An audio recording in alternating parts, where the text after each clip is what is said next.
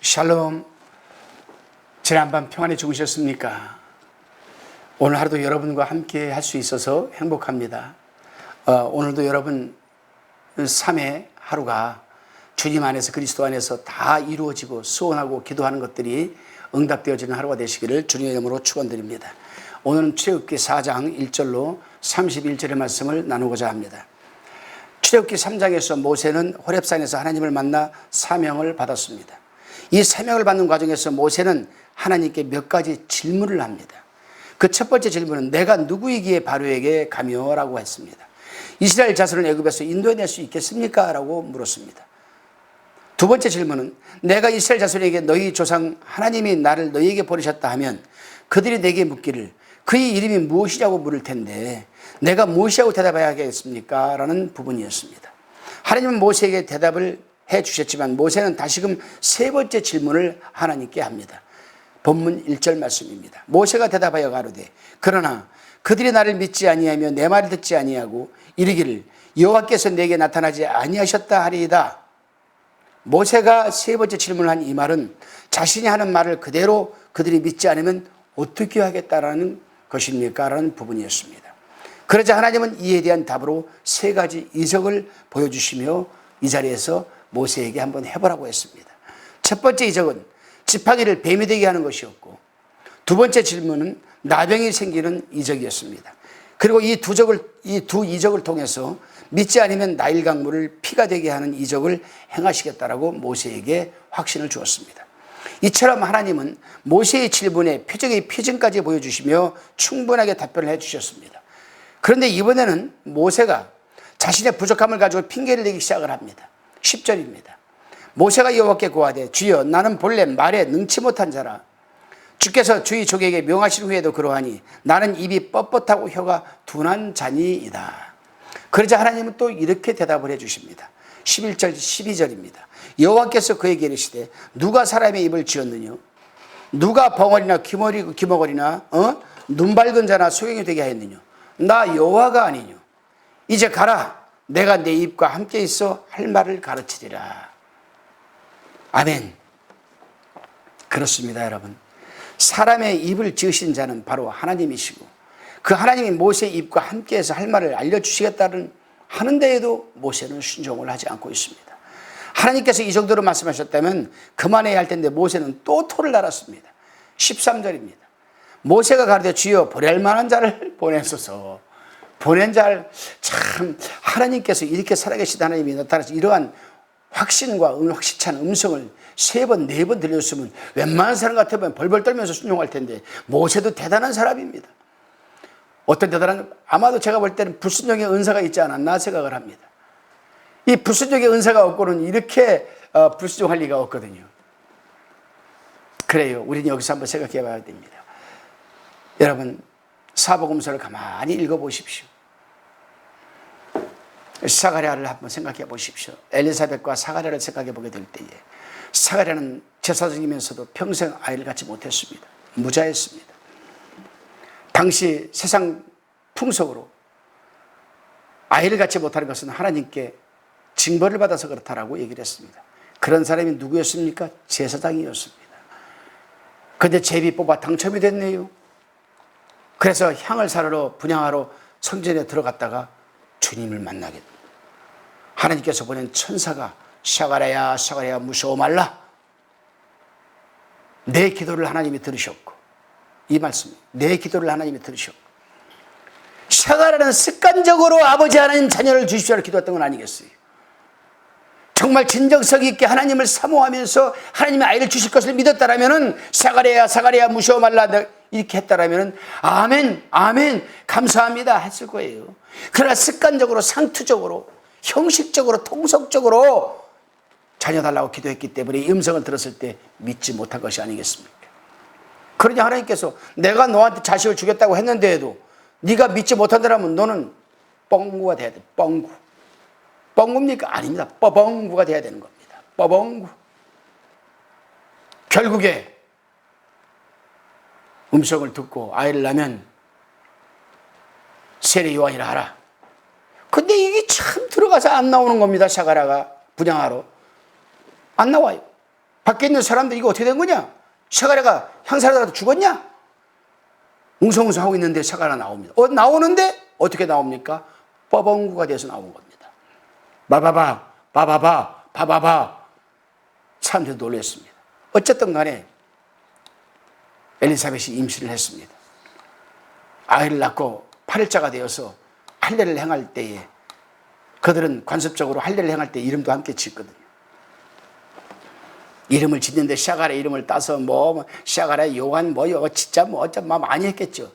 근데 샤가랴가 바바바 바바바 아니다 바바바바 뻐벙고 하는 모습이거든요. 바바바바바바바바바 서판 빨리 가져오라. 잔말 말고 서판 가져왔더니 서판에다가 세례 요한 딱 이름을 쓰자 입이 풀리는 거예요. 그렇지요. 하나님의 백성들의 입술은 하나님의 말을 할 때에 입이 열리는 겁니다. 심지어 하나님이 가라사대 하는 말도 우리 세속적인 사람들은 할 줄 몰라요. 아바 아버지 천만의 말씀입니다. 아바 아버지 그들이 압니까? 몰라요.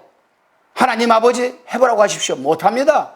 내가 왜 그걸 아버지라고 하느냐? 못합니다. 그러나 하나님의 백성들은, 하나님의 입술을 가진 자들은 자연스럽게 나의 아버지, 나의 하나님 나옵니다. 하나님의 백성들은 하나님의 말을 해야 되는 거예요. 하나님의 백성들의 입술은 하나님의 말씀을 할 때에 그 입술이 사는 겁니다. 그 입술이 권세가 있고 혀가 권세가 주어지는 거 아니겠습니까? 하나님의 말을 못하니까 그 입에 권세가 떨어지고, 하나님의 말을 못하니까 그 입이 나약하게 무능하게 짝이 없는 입술이 되고 마는 겁니다. 해야 할 말을 하지 못하는 겁니다. 하나님의 백성들은 하나님의 말을 해야 할 때 해야 되는 거예요. 그래야 그 입에 권세가 있고 혀에 권세가 있는 거냐 아니겠습니까?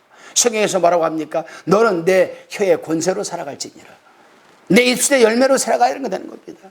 하나님의 백성들은. 왜 그렇습니까? 바로 사람의 입은 지으신 자가 바로 하나님이시기 때문에 그렇습니다. 그 하나님이 모세의 입과 함께해서 할 말을 알려주시겠다는 데에도 보낼 만한 자를 보내소서 이해가 되지 않았죠. 하나님께서는 모세의 의문에 충분히 설명하고 표적을 보여주셨음에도 불구하고 모세의 결론은 자신은 그럴 만한 그릇이 못 된다는 교만이죠. 교만. 우리 하나님의 백성들은요, 많이 못 배워도 돼요. 상관 안 해요. 베드로가 많이 배웠습니까? 대제사장들이 범인이라고 그랬습니다. 범인. 오늘날로 말하면 3D 직업보다 더 못한 사람들. 예수님의 제자들이 다 잘 배운 사람들이니까 다 어부들이었습니다. 그 당시에 어부들은 오늘날 3D 직업보다도 더 못한 직업자들이었거든요. 세리였습니다. 백성의 피를 빨아먹고 사는. 근데 하나님은 그들을 들었습니다. 왜 그랬습니까? 세상적인 철학과 율법과 지식적으로 많이 배웠어도 하나님 보시기엔 쌀데기 없는 말들만 하는 사람들이기 때문에, 그래서 하나님은 무식한 자를 들어 유식한 자를 부끄럽게 하시려고, 없는 자를 들어 있는 자를 부끄럽게 하시려고. 저는 제가 알고 있는 한 박사과정을 밟고 있는 분을 참 친하게 지내고 있습니다. 여성분이신데 한부모 가정의 내러티브에 관한 부분을 지금 박사학위를 받고 있는데 너무 힘들어 하시는 거예요. 학위 과정 저도 공부를 해봤지만 참 힘들죠. 너무 힘들어 하시는 거예요. 너무너무. 몸도 엉망진창으로 망가져 가고 있습니다. 틈만 나면 그 논문에 매달려서 돈도 엄청나게 들어가요. 그런데요, 놀라운 일이 벌어지는 거예요. 놀라운 일이. 그 논문 때문에 엉망진창이 되자 그가 깨달은 것은 하나님 앞에 내가 바로 서야 되겠다. 바로 서야 되겠다. 그래서 좀 부수적인 잘못된 부분들을 하나님 앞에 회개하고 바로 세워가기를 원하는데, 나이가 60이 넘었는데도 생리가 터지는 거예요. 이야, 생리가 터지는 거예요. 내가 깨달은 것은 그거였습니다. 목사님, 제가 지금 요즘 이렇게 그 말을 듣는 순간에 하나님께서 몸을 회복시켜 주시는구나. 그렇구나. 결코 하나님 앞에서의 우리의 자복과 회개와 하나님의 이 말을 입을 열어 해야 되는 사람들이 하나님 반드시 보상을 하시는구나. 보상을 하시는 하나님이시구나. 내세적 보상뿐만이 아니라 현세적 보상도 하시는 하나님이시구나. 아멘, 할렐루야. 하나님의 은혜라고 했습니다. 그렇습니다, 여러분.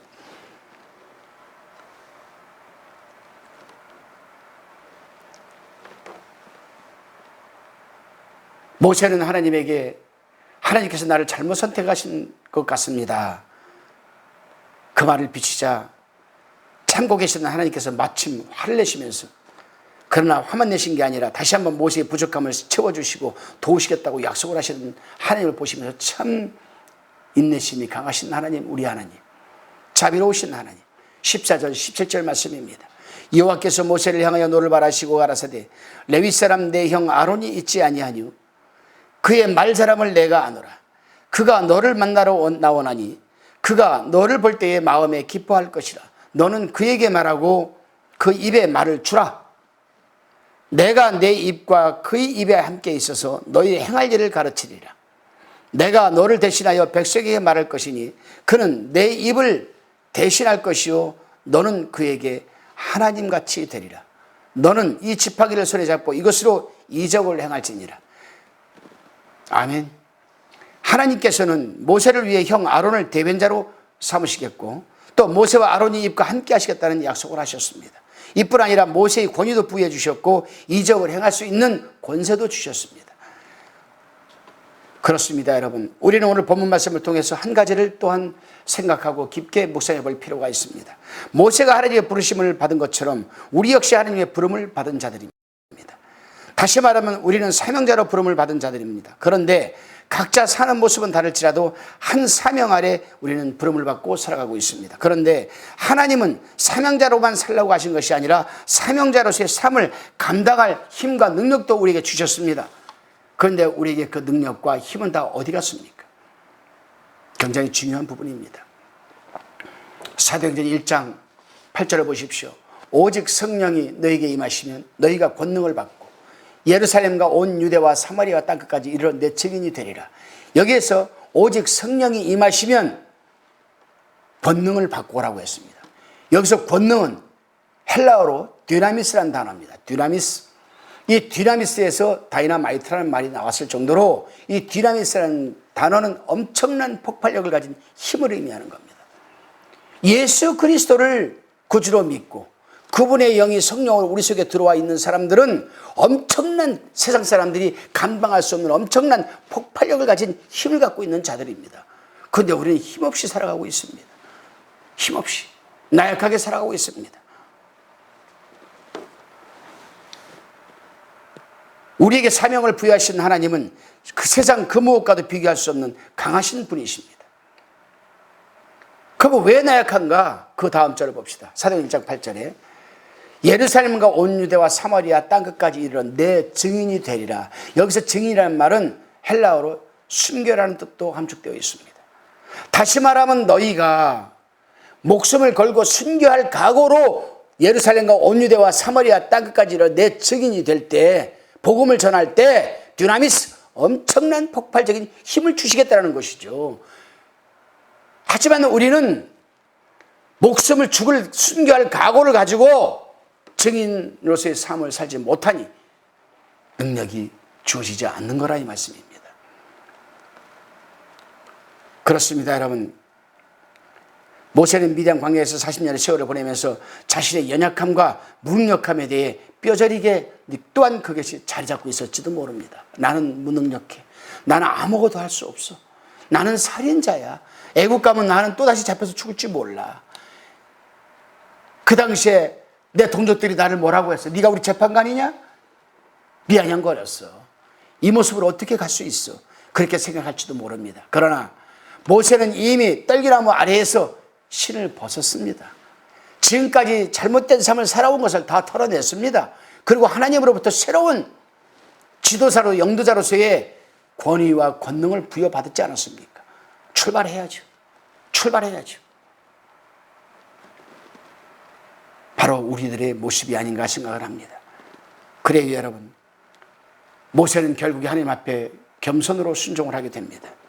어느새 자신의 연약함과 무능함이 겸손을 넘어 하나님보다 더 큰 존재로 자신 안에 확신을 갖게 되었습니다. 그리고 그것이 계속되는 여러분 것이 이제 애굽으로 출발을 하게 합니다. 우리는 하나님의 부르심 앞에서 우리의 연약함과 무능력함을 인정할 수밖에 없겠지만 그것을 절대시해서는 안 된다는 사실입니다. 왜냐하면 우리 속에 dynamis가 성령이 이 파라클레토스 우리를 대변해 주시고 우리를 지키시고 보호해 주시는 파라클레토스 성령이 보혜사가 계시기 때문입니다. 그래요, 여러분. 우리는 연약할지라도 하나님께서 계속 우리에게 하시는 말씀은 약한 우리의 강함이 되어 주시겠다는 것 아니겠습니까? 그러니 할 수 없다 말하지 말고 나는 그럴 만한 사람이 아니라고도 말하지 말고 나는 부족하고 연약하지만 내 속에 성령께서 나를 들어 쓰신다. 할렐루야. 바로 오늘 하루가 그런 하루가 되어야 됩니다. 모세를 향해 주시는 그 약속이 세상에 나가 사명자로 살아야 하는 오늘 우리에게 주시는 하나님의 말씀을 여러분 잊지 마십시오. 오늘 하루도 그 주님의 약속을 부여잡고 예배의 생활화 또 생활의 예배화를 구현할 수 있기를 바라며 또 그런 삶을 통해서 주님께서 주시는 복음의 능력이 뿜어져 나오는 힘찬 하루가 되시기를 바랍니다. 우리는 모세가 하나님의 소명을 받는 모습을 살펴보았습니다. 이제 모세는 하나님으로부터 이스라엘 민족의 뒤자로 부름을 받고 애굽으로 귀향할 준비를 하기에 앞서 장인 이드로를 찾아갑니다. 그리고 장인 이드로의 귀에 의심할 만한 말을 하게 됩니다. 18절입니다. 모세가 장인 이드로에게 돌아가서 그에게 이르되 내가 애굽에 있는 내 형제들에게로 돌아가서 그들이 생존했는지 보려 하오니 나로 가게 하소서. 이드로가 그에게 평안히 가라 하니라. 장인 이드로는 어떤 동요도 없이 허락을 합니다. 우리는 여기에서 기독교 신앙의 본질과 더 나아가서 믿음의 본질이 어떤 것인가를 한번 생각해 봐야 됩니다. 우리는 보통 믿음을 정의할 때 어떤 분들은 믿음은 떠나는 것이라고 말하곤 합니다. 왜냐하면 많은 믿음의 사람들이 하나님의 사명을 감당하기 위해서 먼저 떠난 일부터 시작을 했기 때문입니다. 아브라함을 보십시오. 너는 너희 본토 친척 아비집을 떠나 내가 내게 지시할 땅으로 가라. 내가 내게 복을 주어 내 이름을 창대케 하리니 너는 복의 근원이 될지라. 창세기 12장 1절 2절에서 하나님이 말씀하고 있지 않습니까?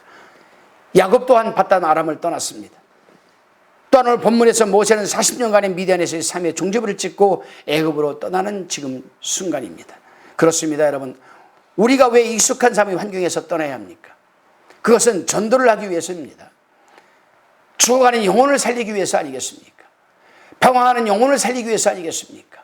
병들어 지쳐 상한 사람들을 우리는 회복시키기 위해서 떠나야 되는 것 아니겠습니까?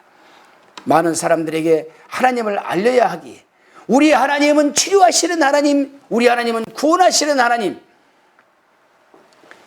그러한 십자가의 도를 전해야 하기 때문에 우리는 떠나야 합니다. 지금의 편안한 안주하는 삶을 우리는 종지부를 찍고 떠나야 하고 평안하고 게으른 나태한 삶 속에서 우리는 종지부를 찍고 출발을 해야 됩니다. 우리 기독교 역사가 그랬습니다. 성경을 잘 읽어보시기를 바랍니다. 그리고 세계 기독교 회사에서도 마찬가지입니다. 예를 들면 타락한 환경에서 떠나 진정한 참 진리를 위해서 영국을 떠나 아메리카로 떠났던 청교도들이 그러지 않았습니까? 그렇습니다. 우리 한국교회에서도 그랬습니다. 평양에 복음의 불이 떨어지고 성령의 불이 떨어져도 하나님은 움직이지 않는 그들을 원산 평양 여기에서만 맴돌고 있던 우리 믿음의 선조들을 전국 방방곡곡에 보내서 성령의 풀을 물이 바다를 덮은 같이 성령의 이 풀을 덮이게 하기 위해서 하나님께서는 의도적으로 6.25를 묵인했을지도 모릅니다. 결국에 6.25 사변을 통해서 평양, 원산 이런 데서 성령의 불을 받아 뜨거웠던 주의 종들이 전국 방방곡곡에 흩어져서 여러분 복음의 불을 지피지 않았습니까? 기도원 운동이 일어나고 수도원 운동이 일어나고 교회가 세워지고 많은 영혼들이 주님 품으로 돌아오는 역사가 불과 100여 년 만에 세계 최대의 단일교단이 대한민국에 다 세워지고 우리나라에 뭐가 있습니까?